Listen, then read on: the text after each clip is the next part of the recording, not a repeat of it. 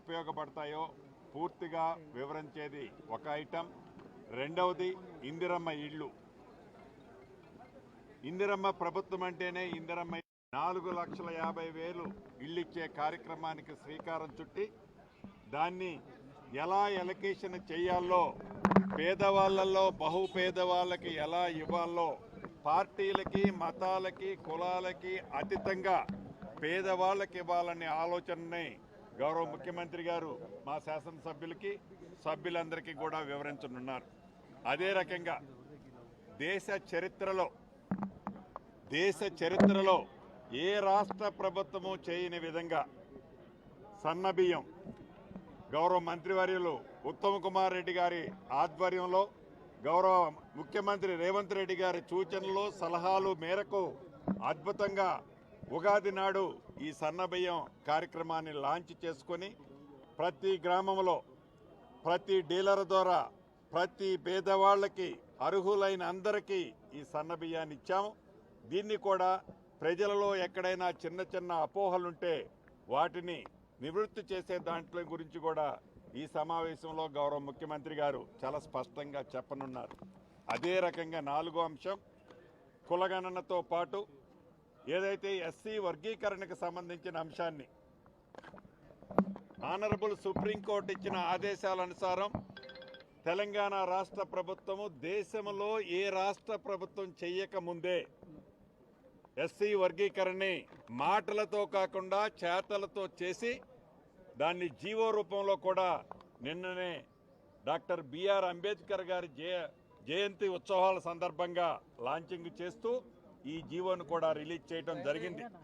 దానికి సంబంధించిన అంశాల మీద ఈ 4 అంశాల మీద చాలా వివరంగా విపులంగా గౌరవ ముఖ్యమంత్రి రేవంత్ రెడ్డి గారు మరికొన్ని నిమిషాల్లో ఈ సమావేశానికి వస్తున్నారు. వారు ఆ ఉద్దేశంతో ఈ సమావేశాన్ని ఏర్పాటు చేయటం జరిగింది అని యావత్ తెలంగాణ ప్రజలకి ముఖ్యంగా కాంగ్రెస్ కార్యకర్తలకు తెలియజేస్తున్నారు.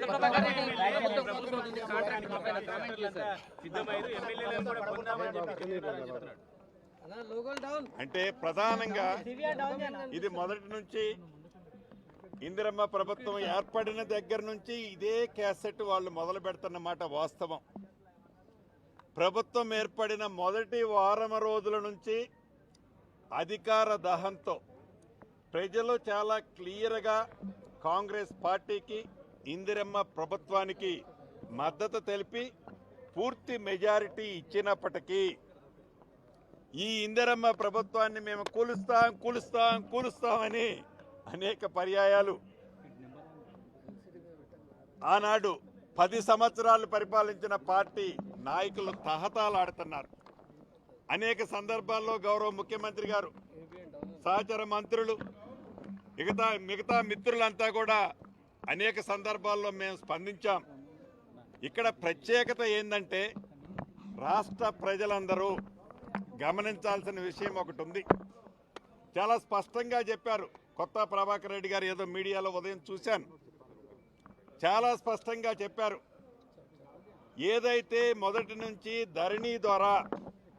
ధరణి కార్యక్రమం ద్వారా గడిచిన 10 సంవత్సరాలలో అధికారంలో ఉన్న పార్టీ అక్రమంగా పేదోళ్ల ఆస్తిని, పేదోళ్ల భూమిని, ప్రభుత్వ భూములని, వక్ఫ్ బోర్డు భూములని, రెవెన్యూ భూములని, అటవీ శాఖ భూములని వారి తొత్తులకి కట్టబెట్టామని చెబుతూ వచ్చామో ఆ కట్టబెట్టి లబ్ధి పొందిన లబ్ధిదారులు ఎవరైతే ఉన్నారో ఆ లబ్ధిదారులకి ఏ భూభారత్నైతే నిన్న లాంచ్ చేశామో, ఏ భూభారతి వస్తే పేదవాడికి న్యాయం జరుగుద్ది, పేదవాడికి న్యాయం జరుగుద్ది, భూములున్న ఆసాములకి భద్రత కలుగుద్ది, ప్రభుత్వ స్థలాలకి పూర్తి భద్రత ఉంటుంది అని ఒక సదుద్దేశంతో భూ భారత్ని లాంచింగ్ చేయటానికి కొన్ని గంటల ముందే ఆ గౌరవ శాసనసభ్యులు కొత్త ప్రభాకర్ రెడ్డి గారు అన్నది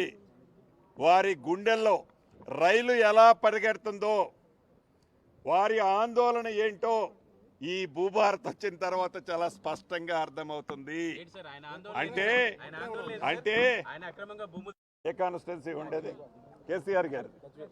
గజ్వేల్ కాన్స్టిట్యున్సీకి ఇన్ఛార్జ్ ఎవరన్నాయి? కొత్త ప్రభాకర్ రెడ్డి గారు. అంటే కొత్త ప్రభాకర్ రెడ్డి గారు కేసీఆర్ గారి ఆత్మ అని చెప్పటానికి ఇంకొక నిదర్శనం అవసరంలా. ఏదైతే ఆనాడు కేసీఆర్ గారి ప్రభుత్వం, టీఆర్ఎస్ ప్రభుత్వం అధికారంలో ఉన్నప్పుడు ఏవైతే ప్రభుత్వ భూములు కొల్లగొట్టారో, పేదవాడి భూములు కొల్లగొట్టారో, ఏ భూభారత ద్వారా అయితే ఆ భూములన్నీ మళ్ళీ తిరిగి వెనక్కి వస్తున్నాయని భయ ఆందోళనకి గురైన వారి తొత్తులు, ఆ పింక్ కలర్ షర్ట్ వేసుకున్న రియాలిటీ వాళ్ళు భయభ్రాంతులు చెంది అక్రమంగా సంపాదించిన ఆస్తి ఈ భూభారత చట్టం ద్వారా అక్రమంగా దోచుకున్న ఆస్తి ఈ భూభారత చట్టం ద్వారా తిరిగి ప్రభుత్వం తీసుకుంటుందని వారి గుండెల్లో రైళ్లు పరిగెత్తి ఎంత ఏదైనా ఎన్ని కోట్లు ఖర్చైనా ఎమ్మెల్యేలని పశువులలాగా, సంతలో పశువుల్లాగా మీరు కొని కాంగ్రెస్ పార్టీని, ప్రజల ఎన్నుకున్న ఇందిరమ్మ ప్రభుత్వాన్ని కూలగొట్టండి అని కేసీఆర్ గారి సూచనల మేరకే, కేసీఆర్ గారి ఆలోచనల మేరకే, కేసీఆర్ గారి ఆత్మలో ఉన్నదానిని మేరకే ఈ కొత్త ప్రభాకర్ రెడ్డి గారు నిన్న మాట్లాడారు అనటానికి ఇంతకంటే నిదర్శనం ఏమీ అక్కరలేదు. అయితే యావత్ తెలంగాణ రాష్ట్రంలో ఉండే కాంగ్రెస్ కార్యకర్తలు, కాంగ్రెస్